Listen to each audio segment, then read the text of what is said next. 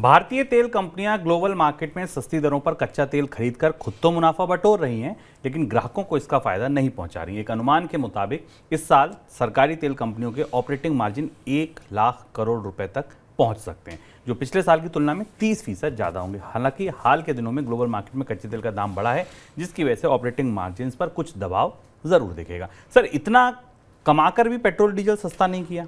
कंपनियों का के पास जो मुनाफे दिखाई दिए वो बाद के साल के बाद के हिस्से में है, लेकिन अगर आप साल के शुरुआती हिस्सों में देखें तो ये तेल कंपनियों ने अपने बैलेंस शीट पर लॉसेस लिए थे। एवरेज जो प्राइस थी वो $94 पर बैरल के आसपास उनके लिए आई थी, जो क्योंकि रुपया भी कमज़ोर हुआ था। अगर अंतर्राष्ट्रीय बाजार में कच्चे तेल की कीमतें बढ़ी थी उसके साथ, तो इस असर की वजह से कंपनियों के रिफाइनिंग मार्जिन्स पर और कंपनियों के मुनाफों पर दबाव था। लेकिन अब ये स्थिति बेहतर होती दिख रही है। लेकिन फिर वो ऐसे समय पर तेल कंपनियों के मार्जिन्स बेटर होते दिख रहे हैं या उनके घाटे ख़त्म होते दिख रहे हैं जब फिर कच्चे तेल की कीमत बढ़ने लगी।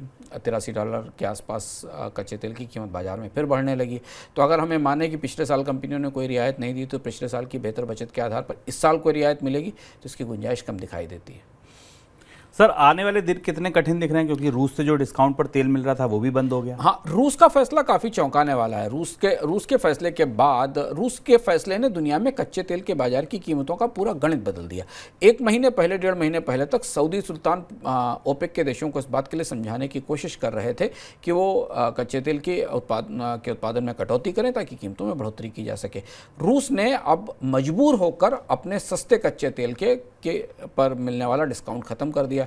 हमें पता है कि अंतर्राष्ट्रीय प्रतिबंधों के तहत रूस केवल $60 पर बैरल की दर से कच्चे तेल का निर्यात दुनिया के बाजारों को कर सकता है। अब रूस ने वो डिस्काउंट खत्म कर दिया है। डिस्काउंट खत्म करने की बड़ी वजह यह है क्योंकि जो निर्यात पर टैक्स लगाया जाता है, जब तक उसकी वैल्यू नहीं बढ़ाई जाएगी तब तक टैक्स का कलेक्शन नहीं बढ़ेगा। रूस को खर्चे के लिए, युद्ध के खर्चे के लिए पैसे चाहिए, इसलिए अब जो भी वो तेल बेचेगा उसका जो डिस्काउंट था उसे कम कर दिया गया टैक्स बढ़ाने के लिए। इसका असर भारत जैसे प्रमुख इम्पोर्टर पर, जिसने पिछले एक साल में रूस से रिकॉर्ड आयात किया और मिडिल ईस्ट के बाकी बाज़ारों से ज़्यादा बड़ा हिस्सेदारी रूस की हो गई, उसके लिए अब और चुनौती है कि भारत को ये महंगा कच्चा तेल खरीदना पड़ेगा। और अगर ये महंगा कच्चा तेल रूस से ही खरीदना है तो फिर किसी और बाज़ार से भी खरीदा जा सकता है, जिसके बाद फिर कंपनियों के पास कीमतें कम करने की जो गुंजाइश है वो और कम रह जाएगी।